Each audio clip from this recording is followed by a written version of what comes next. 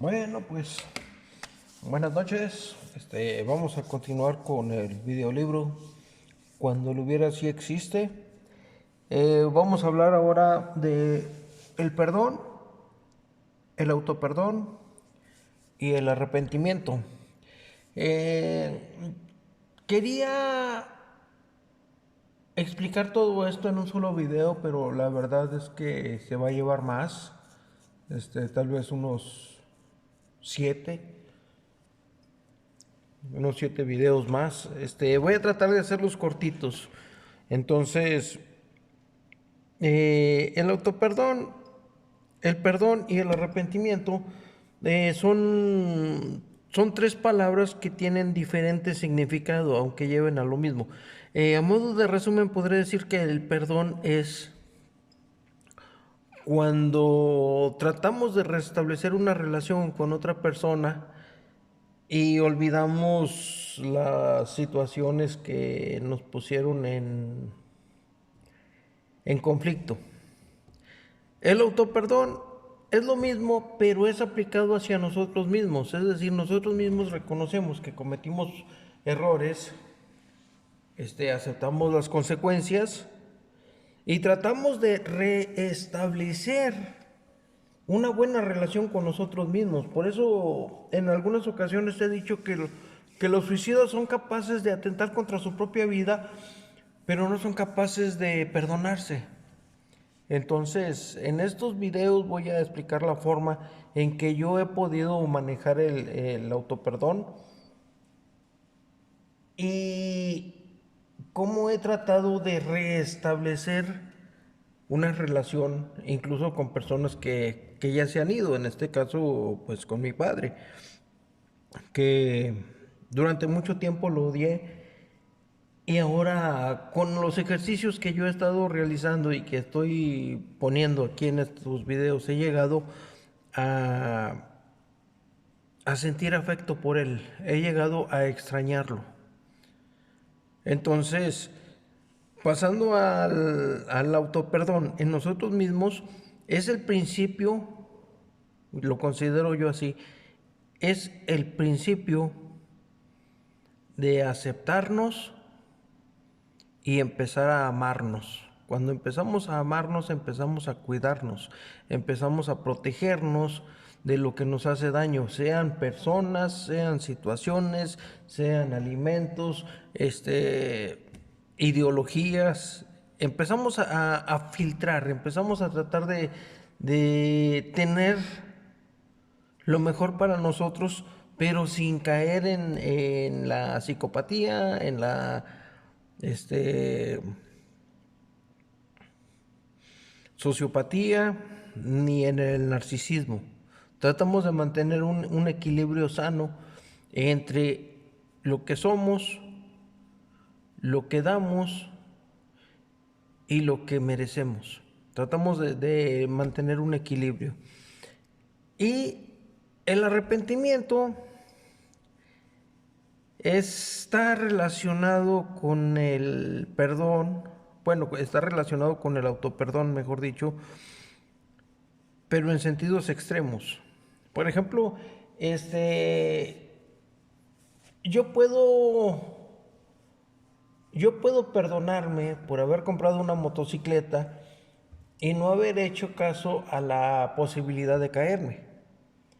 He tenido varias caídas por diferentes situaciones. En unas aceleré de una forma muy brusca, en otras frené también de una forma muy brusca, se bloquean las ruedas y se desliza la moto.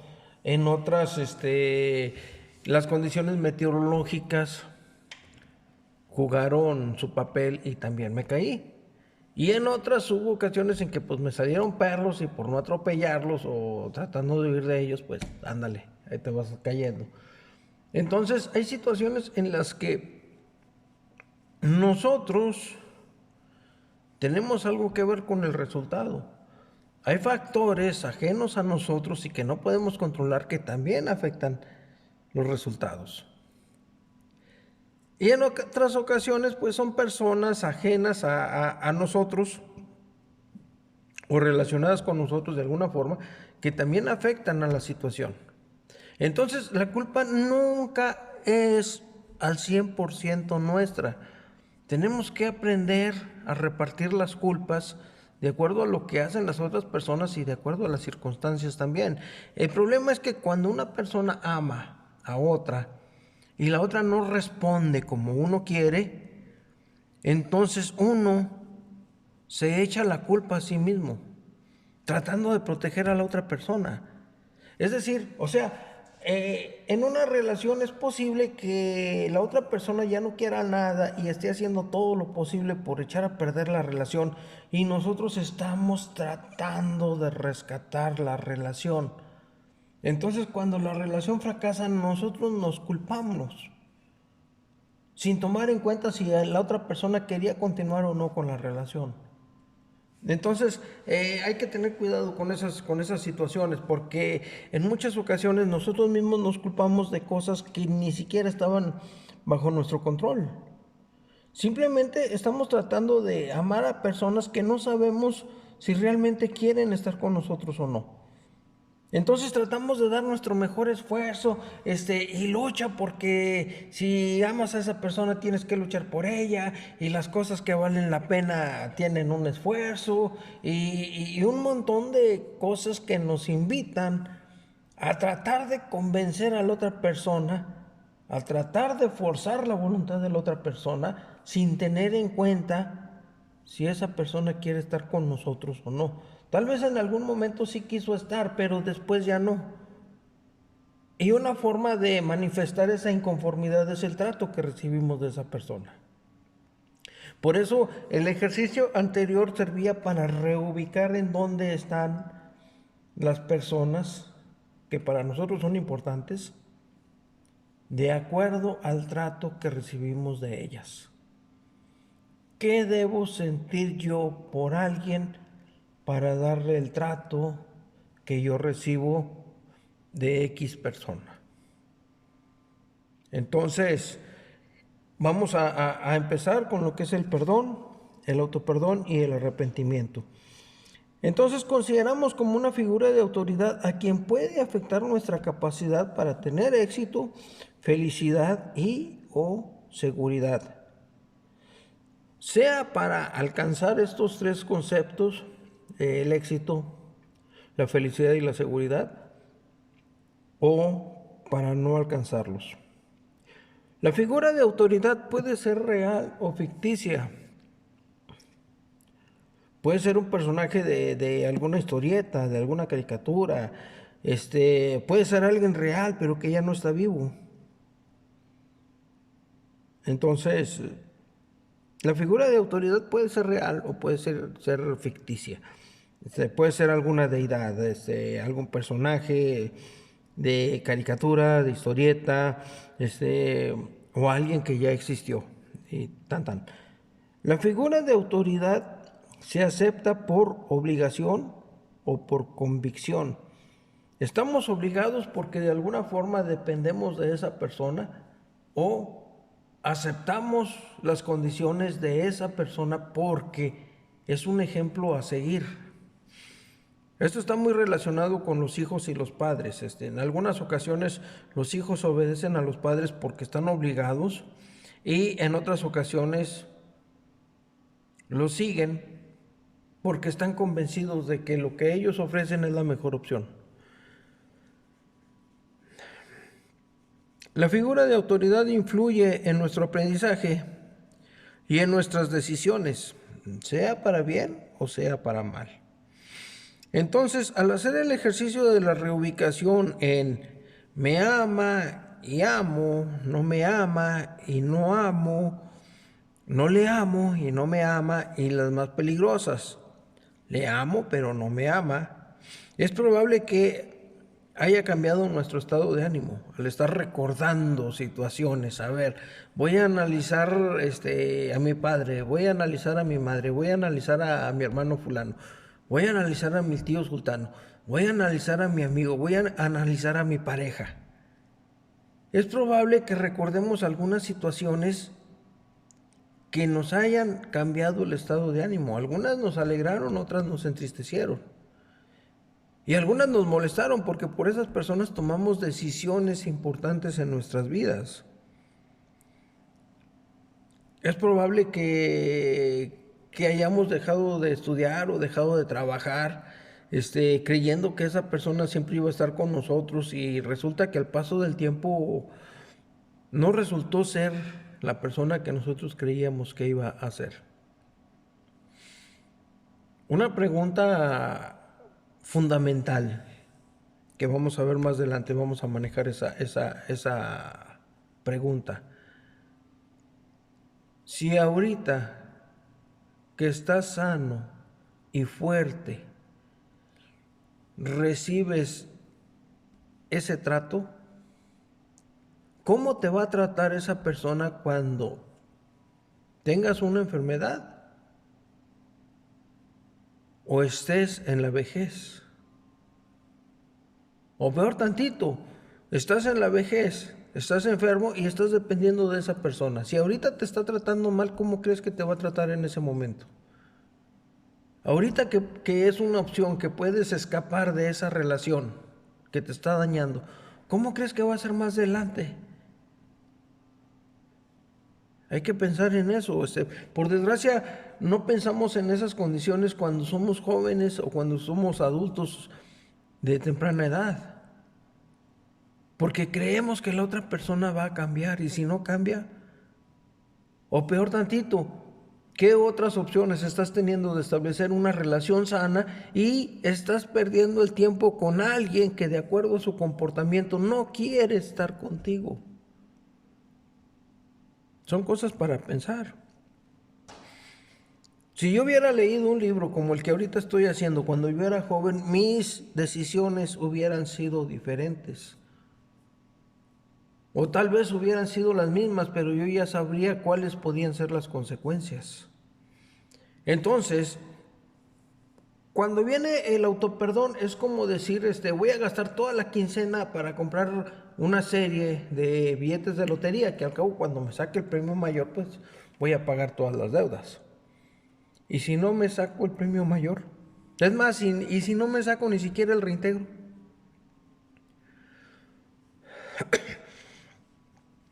me voy a perdonar por haber tomado esa decisión y probablemente lo vuelva a hacer. Pero si me arrepiento, entonces no voy a volver a correr ese riesgo. Esa es la diferencia. En el autoperdón tenemos la posibilidad de volver a cometer el error. Pero en el arrepentimiento, aunque se vuelvan a presentar las mismas situaciones, no vamos a correr el riesgo. Por eso hay algunas personas que después de una relación se suicidan, otras prefieren permanecer solteras, otras cambian de preferencia sexual, otras renuncian al trabajo o se van a otro país. Hay cambios trascendentales detrás de una ruptura que dependen mucho de cómo se maneja el proceso del duelo. Entonces, voy a ver más o menos aquí qué es lo que pasó. Recordemos que el libro está enfocado a la prevención del suicidio por condiciones amorosas. Entonces, vamos a ver más o menos qué es lo que pasó. Desde luego que todo esto es mucho más complejo, pero aquí lo estoy tratando de simplificar. Entonces, para el cerebro y la mente, el recuerdo y la imaginación afectan al cuerpo en forma similar a la realidad, perdón. Si no somos conscientes de lo que está pasando, la mente y el cerebro no distinguen o no distinguirán la realidad de la fantasía. Esta evaluación de la realidad es uno de los peligros de la idealización y de la autopercepción. Recordemos que se liberan neuronas en cantidades fuera de lo normal y se revuelven todas y se disparan algunos procesos que pueden catalogarse como enfermedades, el pensamiento obsesivo compulsivo, bueno, un montón de cosas que aceleran el aprendizaje, modifican la conducta, todo para tratar de hacer feliz a la otra persona, haciendo a un lado nuestro propio beneficio. O entre comillas, buscando un beneficio, pero a costillas de otra persona. Entonces, vamos a ver este cuadro relacionado con algunas hormonas. Entonces, vamos a hablar específicamente de la mujer. El complejo mayor de histocompatibilidad detecta la diferencia de los sistemas inmunológicos. Entonces, a mayor diferencia del sistema inmunológico es mayor la atracción. Independientemente de si la diferencia del sistema inmunológico lo capta o que es captado viene de un hombre o de una mujer. Es diferente, se dispara. A mayor diferencia, la respuesta es más fuerte.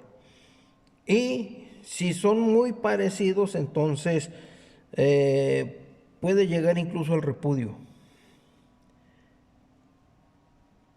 Entonces aquí ya estamos hablando de algo inconsciente. Conforme pasa el tiempo, así como nosotros nos transmitimos enfermedades, también nos transmitimos patrones del sistema inmunológico. Entonces, la diferencia con el tiempo va disminuyendo.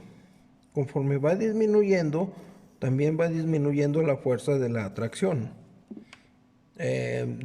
sexual. Entonces, aquí pueden pasar dos condiciones. Una es que cuando haya problemas, los dos enfrenten el problema y busquen la solución, o se estén culpando mutuamente.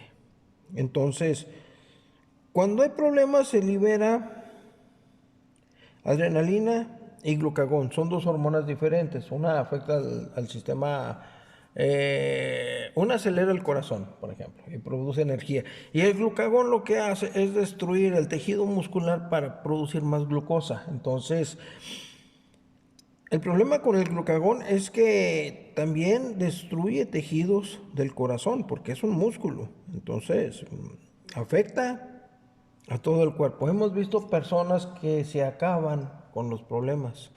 Tienen tantos problemas que su cuerpo se ve afectado. Bueno, este es uno de los motivos. Glucagón. Entonces, con el solo hecho de recordar algo que les molesten, ya están liberando adrenalina y ya están liberando glucagón. ¿Qué es lo que hacen estas dos hormonas? Aparte de eso, destruyen la oxitocina. Entonces, si al paso del tiempo los sistemas inmunológicos se van igualando, va disminuyendo la atracción sexual, va disminuyendo el deseo sexual. Si a eso le agregamos problemas que a cada rato se están peleando, o situaciones que ponen en riesgo la vida de la mujer, sea de una forma real o ficticia, la adrenalina y el glucagón destruyen la oxitocina. Y la otra es de que el llanto, o por medio del llanto, el cuerpo libera oxitocina también. Entonces, ¿qué va a pasar al paso del tiempo? Si los niveles de adrenalina y glucagón no afectaron la liberación de oxitocina, entonces cuando ya no haya atracción sexual, la mujer va a querer estar con esa persona porque se siente a gusto, se siente protegida, se siente segura. Pero si los niveles aumentaron, entonces cuando ya no hay atracción sexual, cuando ya no hay deseo sexual, entonces ¿para qué vas a continuar con esa persona?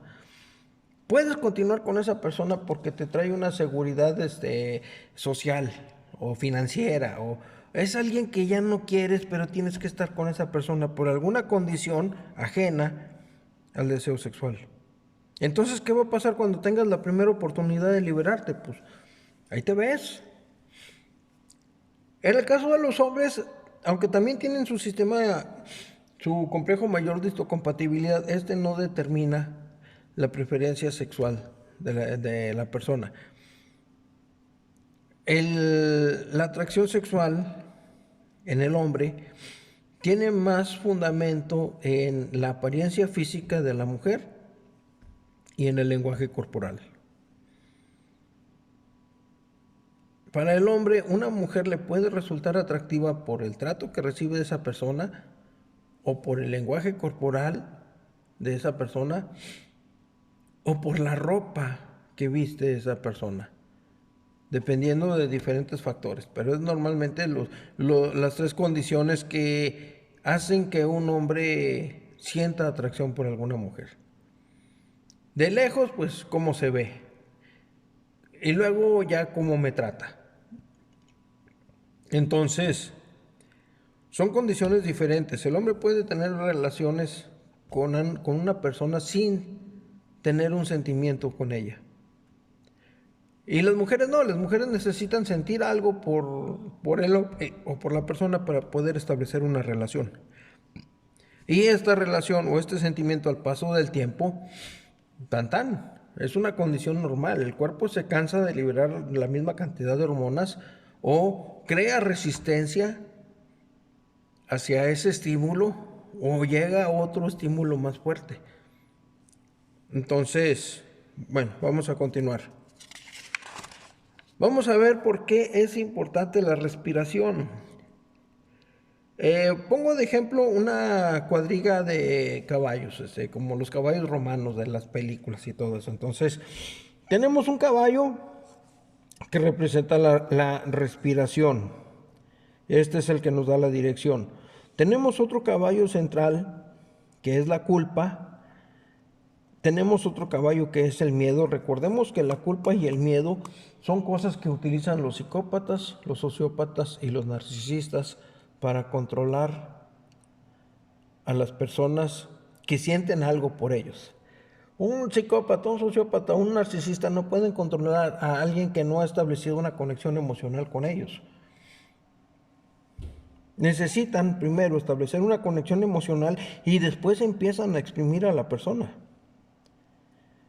Y el cuarto caballo, que es el sistema circulatorio. Del sistema circulatorio lo vamos a dividir en tres partes. Una que es el corazón, la bomba. Otra que son las arterias y las venas, es por donde fluye la sangre. Y aquí le vamos a poner atención al colesterol.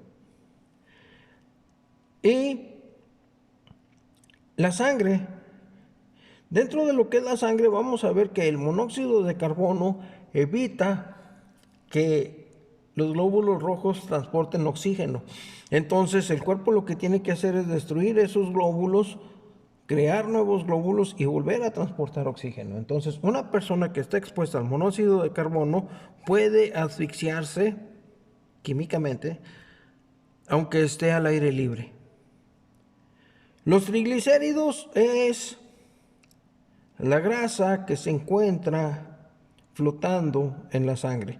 El colesterol es grasa que está pegada. Lo manejamos como grasa que está pegada en las arterias, y los triglicéridos es grasa que está flotando en la sangre. Y luego viene la glucosa. Son los niveles de azúcar en la sangre que también dañan a todo el sistema cuando está en exceso o por mucho tiempo. Entonces, continuamos. Estos cuatro caballos son manejados por el inconsciente o el subconsciente. Entonces, el inconsciente reacciona de forma automática a los estímulos que ya tiene programados. Y el consciente le da la situación al alma. Recordemos que nosotros ya integramos el alma, o dentro de lo que estoy exponiendo estoy hablando del alma. Una cosa es el cerebro, otra cosa es la mente y otra cosa es el alma. Entonces, el consciente, que es la parte del inconsciente que se comunica con nosotros, nos muestra lo que está pasando y quiere que le demos indicaciones. Entonces, el alma busca en la mente, que es el pasado, el presente y el futuro, qué opciones hay, y escoge la que en ese momento se considera la más adecuada. ¿Cuál es la respuesta más apropiada para ese momento? Y entonces el inconsciente asume que va a ser la misma respuesta para situaciones parecidas o iguales. Y ya deja de estar molestando al alma por su parte consciente. Se hace automático. Entonces, aquí es donde vamos a hacer el cambio. Hay situaciones que se detecta El peligro, real o ficticio, se da la respuesta del miedo o la culpa. Tengo miedo de que pase esto, o por culpa mía pasó esto, o una vez pasó esto, lo otro. Y recordemos que el miedo se enfoca en el pasado, perdón, el miedo se enfoca en el futuro y la culpa en el pasado. Entonces se altera la respiración, y alterando la respiración se pueden disminuir los niveles de oxígeno, aunque estemos en un ambiente rico en oxígeno.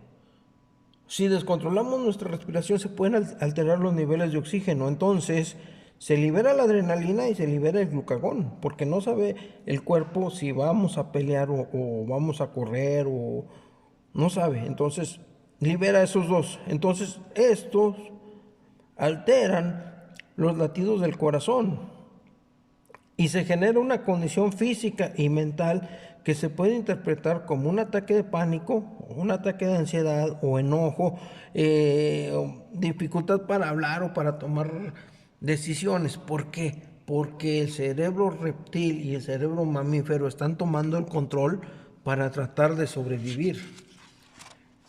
Y no saben siquiera si el problema es real o no.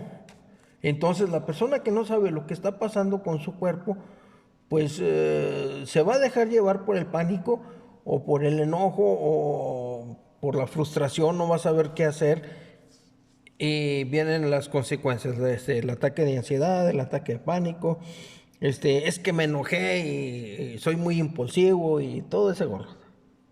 Todas esas consecuencias que pues de alguna forma ya estamos familiarizados con ellas. Entonces, para el control de la respiración tenemos que ver dos efectos.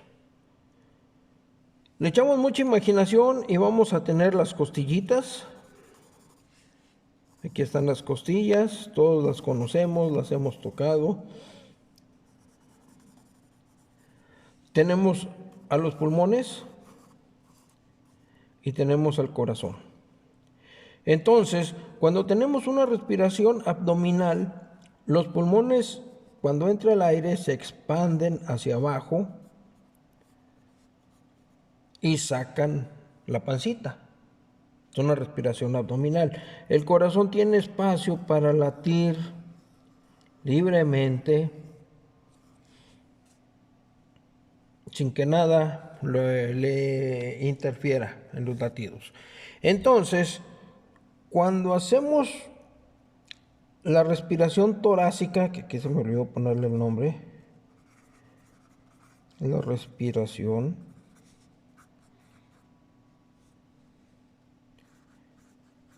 torácica. La respiración torácica se centra en el área de las costillas. ¿Qué es lo que pasa? Nosotros endurecemos nuestro abdomen o metemos la panza cuando respiramos. Entonces esto va a ser una fuerza que va a evitar que los pulmones se expandan hacia abajo. ¿Qué es lo que va a pasar? Se van a llenar de aire y se va a llenar de aire la parte superior de ellos también. Y esta parte que se llena de aire es la que va a hacer presión en el corazón y va a disminuir o a hacer más lento el latido del corazón, y también va a afectar a la frecuencia con que late el corazón, a la cantidad de latidos del corazón y a la fuerza con que expulsa la sangre. Entonces bajan la presión arterial y bajan los latidos del corazón. La frecuencia de los latidos es la cantidad de latidos del corazón en un minuto. La tensión arterial es la fuerza con que esa sangre entra a las arterias y a las venas. Son dos condiciones diferentes. Hago la advertencia porque hay refrescos que si los combinamos con bebidas alcohólicas pueden afectar la densidad de la sangre y nos pueden llevar a un paro cardíaco o a una arritmia, donde el corazón ya no tiene una frecuencia controlada y coordinada para efectuar sus funciones. Entonces eso nos puede llevar a problemas. Hago la relación de la fuerza con que el corazón expulsa la sangre, porque debemos recordar que si tenemos niveles altos de colesterol o tenemos triglicéridos altos o glucosa alta, la glucosa y los triglicéridos afectan la densidad de la sangre. Y el colesterol pues es una capita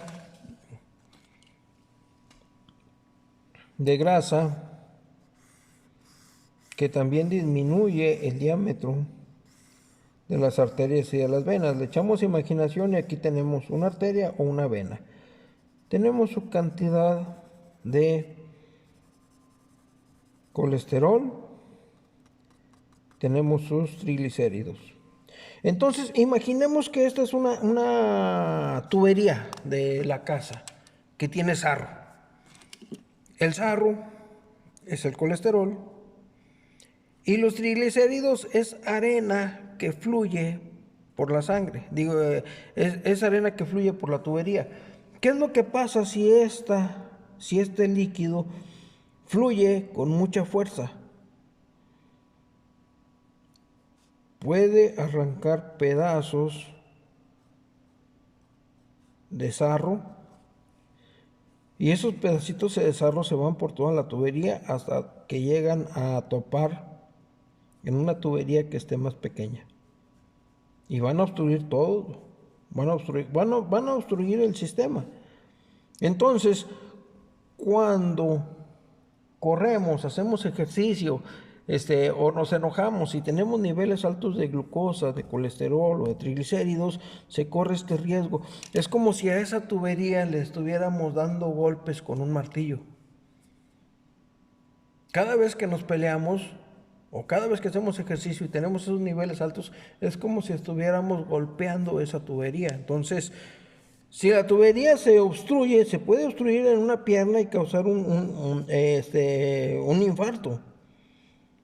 O sea, una obstrucción que puede ser en la pierna, en el brazo, en el cerebro o en el corazón.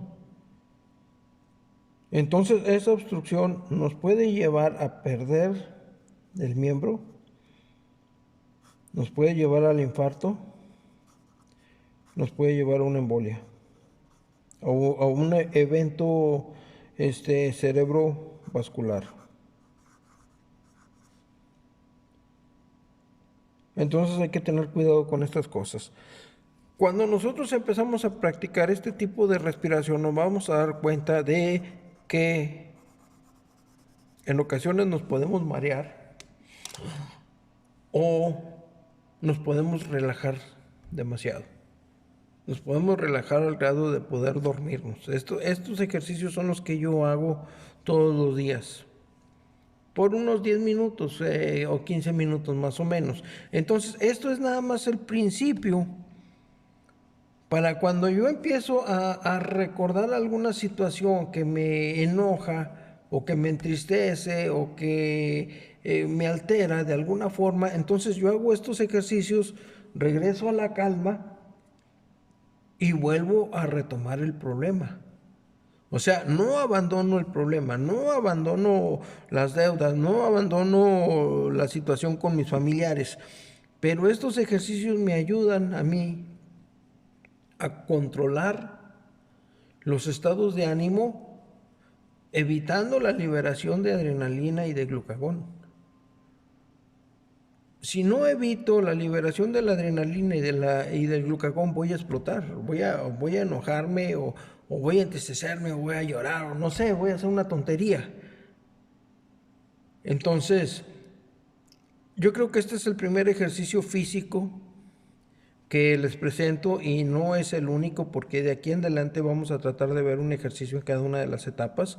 En este caso, bueno, es el primer video yo creo que de unos 7. Espero que en algo les pueda servir, y cuando decimos controlar la respiración, yo creo que nos referimos más bien a esto. Yo lo relacionaba mucho con la respiración del personaje de la Guerra de las Galaxias, Darth Vader, pero en el sentido de que yo le ponía atención al ruido que yo estaba haciendo con la respiración. No sé si recuerdan ese tipo de respiración de...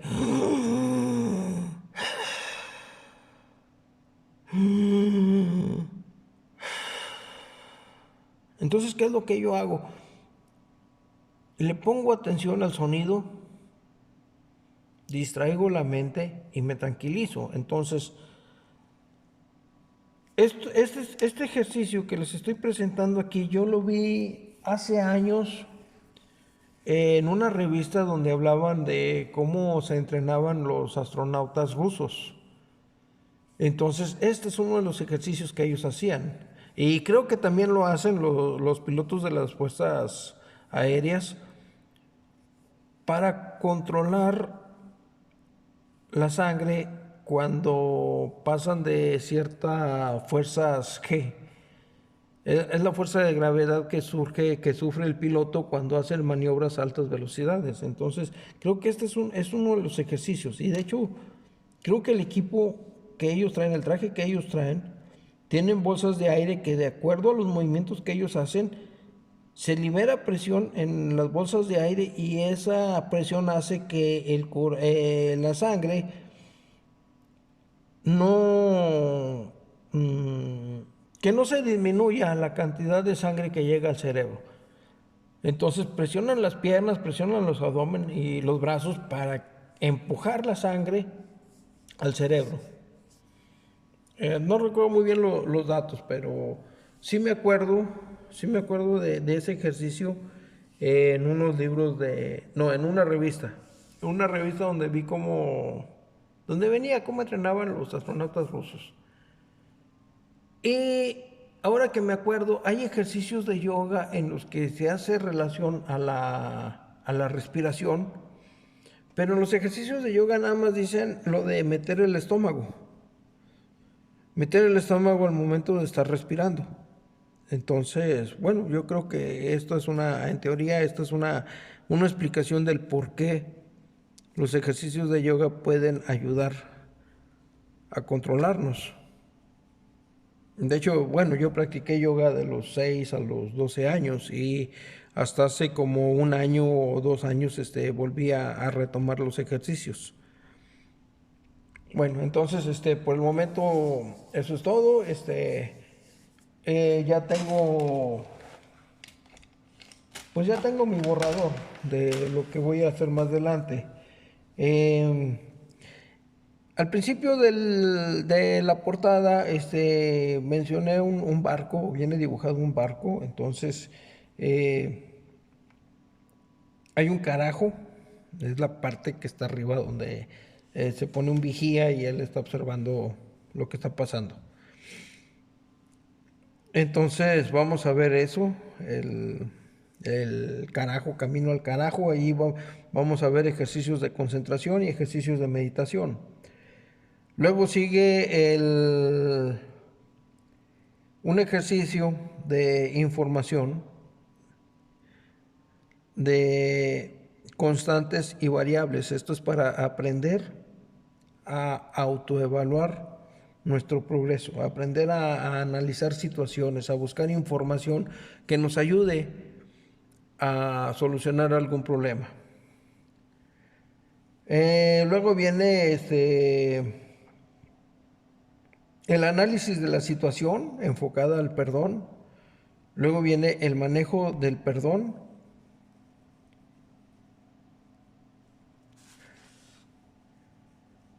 El manejo del autoperdón. Y terminamos con el arrepentimiento. Entonces yo creo que los otros videos pues van a ser igual de cortitos, porque pues son cosas que ya he estado yo manejando desde hace tiempo. Entonces lo único que voy a hacer es buscar la forma de simplificar todo y poder mostrárselos. Bueno, pues por el momento eso es todo y cuídense mucho. Échenle ganas, y ánimo. Pues esperemos que este año se cumpla la mayoría de nuestros propósitos.